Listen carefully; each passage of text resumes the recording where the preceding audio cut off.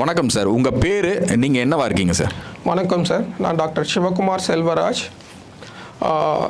நான் வந்து இப்போ ஒரு தனியார் நிறுவனத்தில் கன்சல்டன்ட் மாலிகுலர் பயாலஜிஸ்டாக வேலை பார்த்துட்ருக்கேன். நான் கடந்த 15 ஆண்டு காலமாக ரிசர்ச் அண்டு டயக்னாஸ்டிக் சென்டர்லேயும் வேலை பார்த்துக்கிட்டு இருக்கேன். இதில் குறிப்பாக நம்ம பேச போகிறது வந்து இப்போ ஹெச்ஐவி பற்றி பேச போகிறோம். Yes sir. அதாவது இப்போ சமீபத்தில் நம்ம திரிபுரா மாநிலத்தில் பார்த்திங்கன்னா கல்லூரி மற்றும் பள்ளி மாணவர்கள் 800 பேருக்கு ஹெச்ஐவி தொற்று இருப்பதை கண்டறிஞ்சு அந்த மாநிலமே ஒரு அதிர்ச்சிக்குள்ளாச்சு. இது ஓவரால் இந்தியாவிலே இது ஒரு பெரிய அதிர்ச்சியை உண்டாக்குச்சு. இப்போ குறிப்பாக நம்ம என்ன கேட்குறோன்னா, ஹெச்ஐவி தொற்று எந்தெந்த வகையில் உண்டாகுது சார்? குறிப்பாக ஹெச்ஐவி வந்து கண்டறியப்பட்டு சுமார் 40 ஆண்டு காலம் ஆயிடுச்சு சார். 40 ஆண்டு காலமாயும் இன்னும் சரியான அதுக்கு நம்ம வந்து வேக்சினோ இல்லை வந்து அதுக்கூட டார்கெட் மருந்தையும் இன்னும் கண்டுபிடிக்கவில்லை. ஹெச்ஐவி வந்தவர்கள் வந்து ஒரு வாழ்நாட்களை வந்து நம்ம தள்ளி போட முடியும். ஆனால் வந்து அதுக்கு இன்னும் சரியான க்யூர் பண்ணக்கூடிய மெடிசன் கண்டுபிடிக்கவில்லை. அது வந்து இப்போ இருக்கிற ரிசர்ச்சர்களுக்கும் அவங்களுக்கும் பெரிய சவாலாக தான் இருக்கிறது. இதுக்கு வந்து ஒரு டார்கெட் மெடிசனை கண்டுபிடிப்பதற்கு இது எப்படி வந்து ப்ரிவென்ட் பண்ணலாம் அப்படின்னா வந்துட்டு அதில் 2-3 கேட்டகரியாக பிரிக்கலாம் சார். ஒன்று வந்து செக்ஸ் ஒர்க்கர் வழியாக வந்து ஃபிசிக்கல் ரிலேஷன்ஷிப் அப்படின்னு சொல்லுவோம். அந்த ஃபிசிக்கல் ரிலேஷன்ஷிப்பில் வந்து செக்ஸ் ஒர்க்கர்கிட்ட இருந்து ஒன்று வருது. ரெண்டாவது வந்து ட்ரக்கு. ஸோ ட்ரக்கு யூஸ் பண்ணுறதே தப்பு தான். அந்த ட்ரக்கை எப்படி யூஸ் பண்ணுவாங்க அப்படின்னா வந்துட்டு இப்போ ஃப்ரெண்ட் சர்க்கிள்லையோ அந்த மாதிரி இருக்கிறவங்க வந்து ஐவி ட்ரக்காக வந்து ஒரு 10 பேர் 15 பேர் சேர்ந்து ஒரு குரூப்பாக ட்ரக் எடுத்துக்கும் போது ஒரே சிரஞ்சை யூஸ் பண்ணுவாங்க. ஸோ அது ஒரு பாசிபிலிட்டி இருக்குது. மூணாவது வந்து பார்த்திங்க அப்படின்னா வந்து பைசெக்ஷுவல் அப்படின்றது தான் மென் டு மென். அந்த மாதிரி இருக்கிறவங்க கிட்ட வந்து சேஃப்டி இல்லாமல் யூஸ் பண்ணும்போது வந்து ஈஸியாக வந்து ஹெச்ஐவி தொற்று வரும். அடுத்தது வந்து பார்த்திங்க அப்படின்னா அந்த டிரான்ஸ்ஜெண்டர் அவங்களும் இருந்து அந்த மாதிரி வந்து சேஃப்டி இல்லாமல் போகும்போது இந்த மாதிரி இடங்களில் இருந்து தான் வந்து ஹெச்ஐவி தொற்று வந்து வரும் சார். மற்றபடி வந்து பார்த்திங்க அப்படின்னா வந்து உங்களை வந்து ஒரு கட்டி பிடிக்கும் போதோ இல்லை கிஸ் பண்ணுறதுனாலையோ இல்லைனா வந்து அக் பண்ணுறதுனாலையோ சோசியலாக உங்கள் வீட்டில் இருக்கிற மாதிரிலாம் இருக்கிறதுக்கு அதில் வந்து உங்களுக்கு வந்து ஹெச்ஐவி தொற்றுலாம் வராது. ஹெச்ஐவி மெயினாக வந்து வர்றதுக்கு காரணம் ஃபிசிக்கல் ரிலேஷன்ஷிப்பில் வந்து நீங்கள் தேவையான சேஃப்டி மெஷர்ஸ், ஸோ காண்டம் இந்த மாதிரி சில சிரஞ்சி வந்து சிங்கிள் சிரஞ்சி யூஸ் பண்ணாமல் ஒவ்வொரு சிரஞ்சியாக யூஸ் பண்ணுறது, இந்த மாதிரி வந்து சேஃப்டி மெஷரோடு வந்து நீங்கள் பண்ணிங்கன்னா வந்து அதிலிருந்து ப்ரிவென்ட் பண்ணிக்க முடியும், வராமல் வந்து ப்ரிவென்ட் பண்ணிக்க முடியும். ஓகே. ஒருவருக்கு ஹெச்ஐவி வந்துருச்சு அப்படின்னா என்ன மாதிரியான சிம்டம்ஸ் காமிக்கும் சார்? ஹெச்ஐவி பிகினிங்கில் சிம்டம்ஸ் எதுவும் நம்ம கண்டுபிடிக்க முடியாது சார். சிம்டம்ஸ் தெரியாது. ஸோ அவங்களுக்கு வந்து இந்த மாதிரி நான் ஒரு ரிலேஷன்ஷிப்பில் இருந்தேன் இந்த மாதிரி இருந்தால் ஒரு 3 மந்த்ஸோ இல்லை 1 இயருக்குள்ளே அவங்க தான் செக் பண்ணிக்கணும். இதோட சிம்டம்ஸ் பார்த்தீங்கன்னா ரொம்ப லேட்டாக தான் தெரியும். நீங்கள் அஃபியரன்ஸை வச்சு இப்போதைக்கு நீங்கள் எந்த சிம்டம்ஸும் கண்டுபிடிக்க முடியாது. ஸோ லேட்டஸ்ட் ஸ்டேஜில் வந்து பார்த்தீங்கன்னா அவங்களுக்கு கொஞ்சம் கொஞ்சமாக சிம்டம்ஸ் தெரியும். நீங்கள் அதை மாதிரி இருக்கும்போது டாக்டர்கிட்ட போய் தேவையான டெஸ்ட் எடுத்துக்கிட்டு அதுக்கு தேவையான மருந்துகள், அதுக்கு தேவையானது எல்லா வசதிகளும் நம்ம கவர்மெண்ட்டில் இருக்குது. ஸோ நீங்கள் அங்கே போனீங்கன்னா அவங்களுக்கு கவுன்சிலிங் கொடுத்து தேவையான மருந்துகள் எல்லாம் கொடுப்பாங்க. இந்த மருந்தை சாப்பிட்டா வந்து அவங்க லைஃப்பை வந்து எக்ஸ்டெண்ட் பண்ணிக்க முடியும். இப்போதைக்கு க்யூர் பண்ண முடியாது. மோர் தென் 20 ட்ரக்ஸ் பார்த்தீங்கன்னா வந்து இப்போ ட்ரையலில் இருக்குது. இந்த ட்ரக்ஸ் எதுவுமே வந்து இப்போது 100% சக்ஸஸ் ஆயிரும் இல்லை ஃபெயில் ஆயிரும்லாம் சொல்ல முடியாது. இப்போது ஆன்கோயிங் போய்கிட்டு இருக்கு.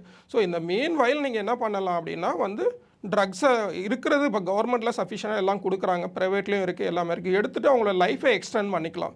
ஸோ இனிமேல் வரவங்களுக்கு என்ன அப்படின்னா அந்த ப்ரிவென்ட் பண்ணுறதை வந்து சேஃப்டியாக இருக்கிறது வந்து பெட்டர் சார். ஒரு குறிப்பிட்ட காலங்கள் முன்னாடி பார்த்தீங்கன்னா ஹெச்ஐவிங்கிறது ஒரு செக்ஸ் ஒர்க்கர் இப்படி நீங்கள் ஒரு செட் ஆஃப் குரூப்பை ஈஸியாக பிரிச்சிடலாம். பட் இப்போது பார்த்தீங்கன்னாக்க பப்ளிக்கில் இருக்கவங்களுக்கே அந்த ஹெச்ஐவி தொற்று இருக்கிறது தெரியாமையே அவங்க இருக்காங்க. நீங்கள் பார்த்துருப்பீங்க, ஒரு ஐடி செக்டாராக இருக்கட்டும், ஒரு ஸ்கூல்ஸாக இருக்கட்டும், காலேஜஸாக இருக்கட்டும், எதன் மூலமாக அவங்களுக்கு பரவுது, இன்கேஸ் வந்துட்டு அவங்க என்ன மாதிரி ப்ரிகாஷன் எடுக்கணும் எதுவுமே தெரியாமல் பப்ளிக்காக இருக்காங்க இல்லையா, அவங்களுக்கு நீங்கள் எப்படி கைட் பண்ணுவீங்க? ஆமாம் சார். அவங்க வந்து பார்த்தீங்கன்னா வந்து இது ஒரு பெரிய சேலஞ்சான விஷயந்தான். நீங்கள் ஒரு அன்னோன் பர்சனோட வந்து நீங்கள் டைரெக்டாக பார்த்து ஒரு நாளையோ 2 நாள்லையோ நீங்கள் வந்து ஃபிசிக்கல் ரிலேஷன்ஷிப்போ இல்லை வந்து வெளியில் கேதர் பண்ணும்போது அவங்களோட ரிலேஷன்ஷிப் வச்சுக்கிறதோ இல்லைனா ஒரு குரூப் வந்து பைசெக்ஷுவலோட சேர்ந்து இன்னொருத்தரோட இது பண்ணும்போதோ இவங்களெல்லாம் நீங்கள் ப்ரிகாஷன் இல்லாமல் ரிலேஷன்ஷிப் வச்சுக்கிட்டிங்கன்னா கண்டிப்பாக வந்து இது வந்து இருக்க தான் செய்யும். அதனால் நம்ம ஐடென்டிஃபை பண்ண முடியாது. இந்த மாதிரி இருக்கும்போது வந்து ரொம்ப கேர்ஃபுல்லாக இருக்கணும்.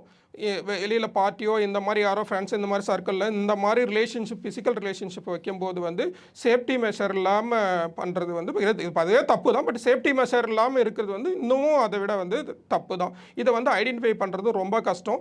அதனால் வந்து வாலண்டரியாக வந்து அவங்க வந்து ஸ்க்ரீன் பண்ணிக்கிறது வந்து நல்லது. கம்பல்சரி ஒவ்வொரு வருஷமும் ஸ்க்ரீன் பண்ணிக்கிறது நல்லது. ஸ்க்ரீன் ஒவ்வொரு வருஷமும் சொல்ல முடியாது. அவங்களுக்கு அப்படி ஏதாவது ஒரு ரிலேஷன்ஷிப் இருந்துச்சு, டவுட்டாக இருந்துச்சு, அந்த மாதிரி இருக்கும். எல்லாரும் பண்ணணும்னு கிடையாது. எல்லாரும் பண்ணணும்னா எப்படி பண்ணிக்கலாம் அப்படின்னா, ஸோ இப்போ மேரேஜுக்கு முன்னாடி கண்டிப்பாக வந்து இப்போ நிறைய பேருக்கு அவேர்னஸ் வந்துருச்சுன்னு நினைக்கிறேன். அந்த மாதிரி இருக்கிறவங்கள வந்து நீங்கள் வந்து ஒரு என்ன சொல்கிறது, ஒரு ஹெச்ஐவி டெஸ்ட்டு வந்து மேரேஜுக்கு முன்னாடி உங்களுக்கு பண்ணி ப்ரூவ் பண்ணிக்கிறது வந்து வந்து பண்ணிக்கிறது நல்லது. எதர் வந்து அது மேலாக இருக்கலாம், இல்லை ஃபீமேலாக இருக்கலாம். அது 2 பேருக்குமே வந்து இப்போ எஜுகேட்டடாக இருக்கிறவங்களுக்கு வந்து பண்ணிக்கிறது ரொம்ப நல்லது. இல்லை, என்னுடைய அடுத்த கேள்வி அதுவாக தான் இருந்தது. இப்போ ஒரு திருமணம்னு வரும்போது காதல் திருமணமும் இருக்குது, அரேஞ்ச் மேரேஜும் இருக்குது இல்லையா? அப்படிங்கிறப்போ ஒரு மாப்பிள்ளையும் பொண்ணையும் முதல் தடவை சந்திப்பு அப்படிங்கிறத காட்டிலும் அந்த ஃபேமிலியினுடைய, அதாவது ஒரு பொண்ணு பார்க்க போகிறோம், மாப்பிள்ளை பார்க்க போகிறோம்னா அந்த ஃபேமிலியை பற்றி விசாரிப்பாங்க. ஆனால் அவர்களுடைய தனிப்பட்ட உடல் நலன் மீது அக்கறை கொண்டு ஒரு பிளட் ரிப்போர்ட்டோ அந்த மாதிரி விஷயங்கள் இப்போ ரீசெண்டாக வந்திருக்கு. பட் இருந்தாலும் திருமணம்னு வரும்போது ஒரு மாப்பிள்ளையும் பொண்ணும் என்னென்ன மாதிரியான டெஸ்ட் உடனடியாக எடுக்க வேண்டியதாக இருக்கும் சார்? கண்டிப்பாக வந்து இந்த ஹெச்ஐவி தொற்று இருக்கா இல்லையான்னு வந்து டெஸ்ட் பண்ணிக்கிறது வந்து ரொம்ப நல்லது சார். ஈவன் அது லவ் மேரேஜாக இருக்கலாம், இல்லை வந்து அரேஞ்ச் மேரேஜாக இருக்கலாம். எதுவாக இருந்தாலுமே அவங்களுக்கு திருமணத்திற்கு முன்பு வந்து இந்த டெஸ்ட்டை வந்து அலைன்ஸ் பார்க்கும்போது எதும்போது இந்த டெஸ்ட் பண்ணிக்கிறது வந்து நல்லது. ஒரு சிலர் இப்போல்லாம் கேட்டு அதை வாங்கிக்கிறாங்க, அந்த சர்டிஃபிகேட் கொடுங்க அப்படின்னு சொல்லி. அது வந்து ஒரு எனேபிள் அக்ரிடேட் லெபார்ட்டரியில் வந்து இந்த டெஸ்ட் பண்ணி வாங்கிக்கிறது நல்லது. ஸோ சில கேஸ்லாம் நான் பார்த்துருக்கேன். பாசிட்டிவ் வந்த கேஸ் என்ன சொல்கிறாங்கன்னா வந்துட்டு சொல்லாமே கல்யாணம் பண்ணி வச்சு அந்த பொண்ணுக்கு வந்து இப்போ நெகட்டிவ் இருந்து, ஸோ அந்த மாதிரிலாம் மக்கள் வந்து பாதிக்கப்பட்டிருக்காங்க. அது ஒரு கேஸ்னால அப்படி கடந்து போக முடியாது. ஸோ அதனால் வந்து மக்களுக்கு அவேர்னஸ் வந்து இந்த மாதிரி மேரேஜுக்கு முன்னாடி வந்து இந்த மாதிரி ஒரு டெஸ்ட் எடுத்து பார்த்துக்கிறது நல்லது. ஸோ இப்போ ப்ரெக்னன்சி அப்பவும் வந்து எல்லாருக்கும் மேண்ட்ரட்டியாக அந்த டெஸ்ட் எடுக்கிறாங்க. அந்த மாதிரி வந்து எதுவும் மேண்ட்ரட்டியாக வந்து இந்த டெஸ்ட்டு எடுத்துக்கிட்டால் நம்ம வந்து இதெல்லாம் ப்ரிவென்ட் பண்ண முடியும். ஸோ சிலர்லாம் வந்து வீட்டுக்கு தெரியாமல் ட்ரீட்மெண்ட் எடுக்கிறது, அதெல்லாம் அவாய்ட் பண்ணலாம். ஸோ போனால் கவர்மெண்ட் ப்ராப்பராக கவுன்சிலிங் கொடுப்பாங்க. ஸோ கவுன்சிலிங் கொடுத்து அதுக்கேற்ற மெடிசன் எல்லாமே இருக்குது. ஸோ ஒரு ப்ரைவேட்டில் போனாலும், ஆனால் அது வந்து வீட்டுக்கு தெரியாமல் பண்ணணும்னு நினைக்கிறது தான். அந்த மேரேஜ் ஆனவங்களும் சரி, ஆகாதவங்க சரி, அது வீட்டுக்கு தெரியாமல் பண்ணணும்னு நினைக்கிறது தான். ஓகே, அதாவது இப்போ கவர்மெண்ட் ஹாஸ்பிட்டல் வந்துட்டா அவங்க கண்டிப்பாக அவங்க இந்த ஆதார் கார்டு, பேன் கார்டு கேட்பாங்க, வீடு அட்ரஸ் கேட்பாங்க, ஃபோன் நம்பர் கேட்பாங்க. அதன் மூலயமா ஃபேமிலியை ட்ராக் பண்ணி விஷயத்த சொல்லிவிடுவாங்கன்ற ஒரு அச்சத்தினால் கூட ஒரு ப்ரைவேட் ஹாஸ்பிட்டலில் போய் ட்ரீட்மெண்ட் எடுக்கிறவங்க நீங்கள் சொல்கிற மாதிரி இருக்காங்க. அப்படி ப்ரைவேட் ஹாஸ்பிட்டல் போகிறவங்க என்ன மாதிரி ட்ரீட்மெண்ட்ஸ் அவங்களுக்கு கொடுப்பாங்க? அந்த ட்ரீட்மெண்ட்னால அதை க்யூர் பண்ண, இப்போ நம்ம பார்க்க முடியுது எய்ட்ஸுக்கு க்யூரபிள் தான், நிச்சயமாக அதை க்யூர் பண்ணலான்ற ஒரு தகவலும் இருக்குது. அது எந்த அளவுக்கு உண்மை?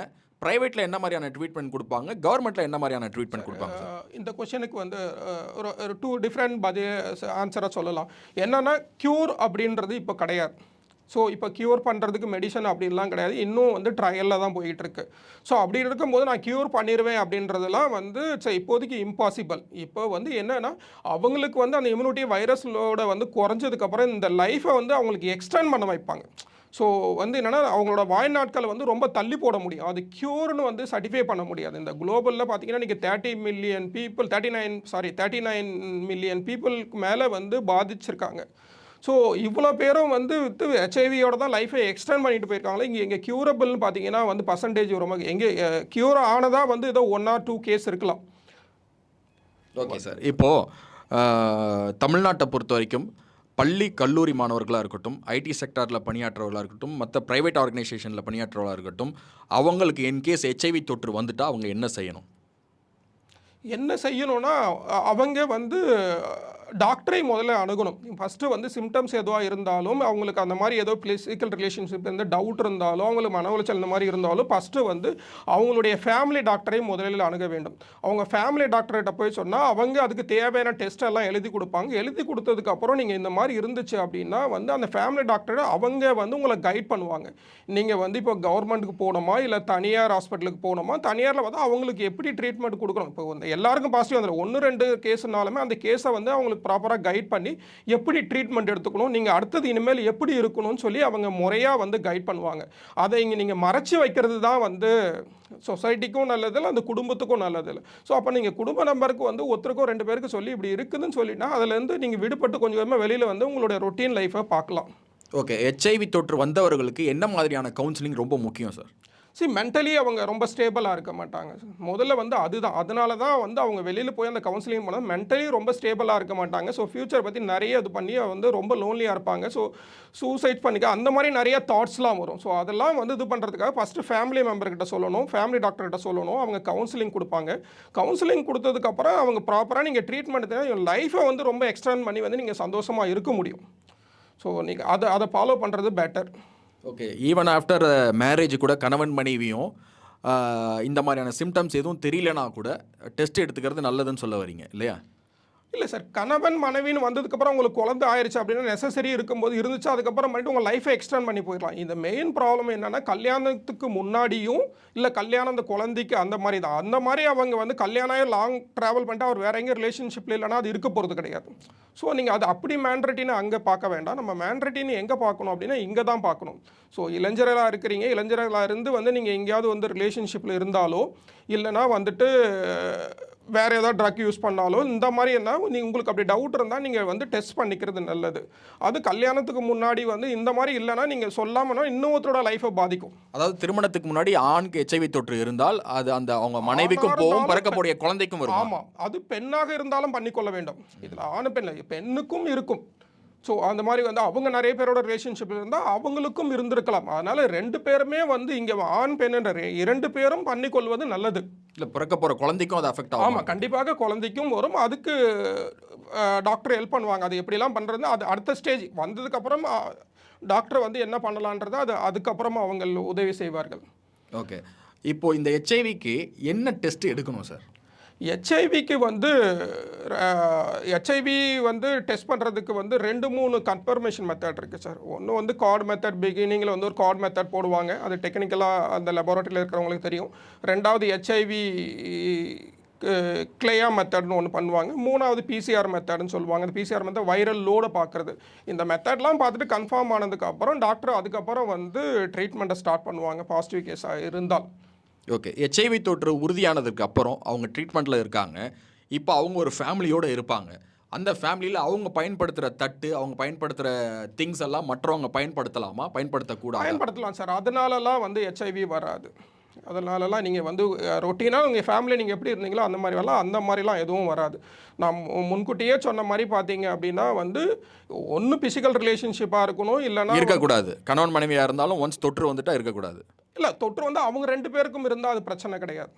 ஸோ நான் வீட்டு மெம்பருக்குள்ளே இப்போ ஃபேமிலி அப்பா அம்மாவோ சிஸ்டர் அவங்களுக்குள்ள நீங்கள் எப்பயும் இருக்கிற மாதிரி வந்து நீங்கள் அந்த வீட்டுக்குள்ளே இருக்கலாம். ஸோ அதனால் வந்து நீங்கள் வந்து ஒரு ரெஸ்ட் ரூம் யூஸ் பண்ணுறதுனாலையோ இல்லை வேறு ஏதாவது யூஸ் பண்ணுறதுனாலையோ இல்லை பொதுவாக ஒரு சந்தேகம் இருக்குது. அதுதான் அந்த இவங்க தட்டை யூஸ் பண்ணலாமா, இவங்க போன வாஷ்ரூம் யூஸ் பண்ணலாமா, அதனாலலாம் வராது. ஸோ பிளட் டு பிளட் அந்த மாதிரி வந்து காண்டாக்ட்ஸ் இருந்தால் மட்டும்தான் வருமா. இந்த மாதிரி நார்மல் நீங்கள் இதில் இருக்கும்போதெல்லாம் நீங்கள் எப்பயும் போல் இருக்கலாம். அதிலிருந்து எந்த விதமான நோய் பாதிப்பும் இருக்காது. ஸோ அதனால் வீட்டில் இருக்கிறவங்கள நீங்கள் எந்த விதத்திலையும் ஒதுக்கி வைக்கிறதோ அந்த மாதிரி பண்ணுறதெல்லாம் இல்லை, நீங்கள் எப்பவும் போல் இருக்கலாம். இப்போ கணவன் மனைவிக்குள்ளே உங்களுக்கு அது இருந்துச்சு அப்படின்னா இருந்ததை நீங்கள் ஒன்றும் பண்ண முடியாது. ஸோ அதனால் அவங்களுக்கு இந்த ப்ரிகாஷன்லாம் யூஸ் பண்ணோம் அப்படிலாம் கிடையாது. அவங்க ப்ராப்பராக ட்ரீட்மெண்ட்டில் இருந்தால் போதும். ஸோ அவங்க 2 பேரும் மற்றவங்களோட யாரோட ரிலேஷன்ஷிப்பில் இருக்கக்கூடாது, இருந்தால் ப்ரிகாஷனோட இருக்கணும். அதுதான் பொறுத்த வரைக்கும் வந்து ப்ரிகாஷன் ரொம்ப முக்கியம். ரொம்ப வந்ததுக்கப்புறம் அது கியூரபிள் கிடையாது. ஓகே. வருமுன் காப்போம் தான். ஆமாம் சார். இல்லையா? அப்படி இருக்கும்போது கவர்மெண்ட்டு இறுதியான ஒரு கேள்வி, கவர்மெண்ட் என்ன மாதிரியான அவேர்னஸ் இப்போ கிரியேட் பண்ண வேண்டியதாக இருக்குது சார்? கவர்மெண்ட் அவேர்னஸ் வந்து சஃபிஷியன்ட் அவேர்னஸ் கொடுத்துருக்காங்க. தேவையான மெடிக்கல் வசதி எல்லாமே கொடுத்துருக்காங்க. எல்லாமே கொடுத்துட்டு தான் இருக்காங்க. எனக்கு வந்து இப்போ சமீப காலமாக இன்னும் கொஞ்சம் அவேர்னஸை கிரியேட் பண்ணியிருக்கணுமோ, யங்ஸ்டர் மத்தியில் வந்து கொஞ்சம் அவேர்னஸ் ரொம்ப கம்மியாக இருக்குது. ஏன்னா இப்போ நிறைய பப் கல்ச்சர், இந்த பார்ட்டி கல்ச்சர் இந்த மாதிரி அதிகரிக்கிறதுனால வந்து நீங்கள் அங்கெல்லாம் கொஞ்சம் வந்து இப்போ நிறைய டெக்னாலஜி கையில் வந்துருச்சு. இதெல்லாம் வந்து அப்போ கூட ஹெச்ஐவியை பற்றி அவேர்னஸ் இல்லைன்றது கொஞ்சம் வருத்தம் அளிக்கிறது.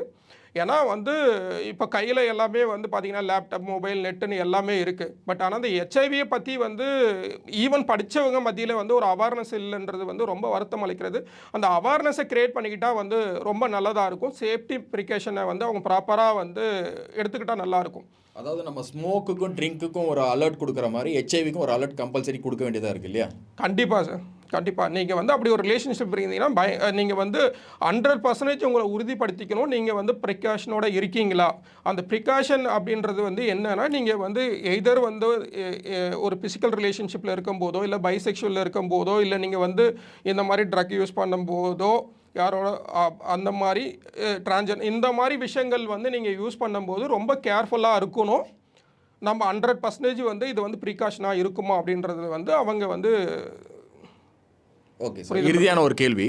இப்போ நம்ம சென்னை மட்டும் இல்லை, தமிழ்நாடுல இருக்க பெருநகரங்களில் இரவு நேரங்களில் டிரான்ஜெண்டர்ஸ் ரோட்டில் நிற்கிறத நம்ம பார்க்க முடியுது. அவங்களும் ஒரு செக்ஸ் ஒர்க்கர்ஸாக இருக்காங்க. ஸோ அந்த மாதிரி இடங்களில் ப்ரிகாஷன்ஸ் இல்லாமல் நாம் பார்க்க முடியுது. பள்ளி மாணவர்கள், கல்லூரி மாணவர்கள்லாம் இரவு நேரங்களில் அவங்களோட நின்று பேசிகிட்டு இருக்கிறத, அவங்களோட போகிறத பார்க்க முடியுது, வெளிப்படையாக பார்க்க முடியுது. அவங்களுக்கு நீங்கள் ஒரு சஜஷன் கொடுக்கணும், அட்வைஸ் கொடுக்கணும்னா என்னவாக இருக்கும் சார்? இல்லை சார், அதுக்கு சஜஷன் கேட்டிங்கன்னா அவங்களுக்கு எல்லா ப்ரிகாஷனை பற்றி அவங்களுக்கு தெரியும். ஸோ இப்போ போகிறவங்க அதை அக்செப்ட் பண்ணிக்கிறாங்களா, கரெக்டாக ப்ரிகாஷனாக தான் இவங்க தான் என்ஷூர் பண்ணிக்கணும். ஸோ இப்போ நீங்கள் ரோட்டில் நிற்கிறவங்கெல்லாம் பார்த்தீங்கன்னா அவங்களுக்கு வந்து என்ஜிஓ வழியாவோ வேறு வழியாவோ அவங்களுக்கு வந்து எஜுகேட் பண்ணியிருப்பாங்க இந்த மாதிரி இருக்கும் அப்படின்லாம் சொல்லிட்டு. பட் ஆனால் அதையும் மீறி வந்து என்ன சொல்கிறது, இவங்கெல்லாம் யாரெல்லாம் போகிறீங்க சொன்ன இளைஞர்கள்லாம் எந்த அளவுக்கு அவேர்னஸாக இருக்காங்க, அவங்க ப்ரிகாஷனாக இருக்காங்களான்றது தான் நம்ம வந்து எஜுகேட் பண்ணணுமா? அவங்க எஜுகேட்டடாக தான் இருப்பாங்க, அதை பற்றி அவங்க அவேர்னஸாக தான் இருக்காங்க.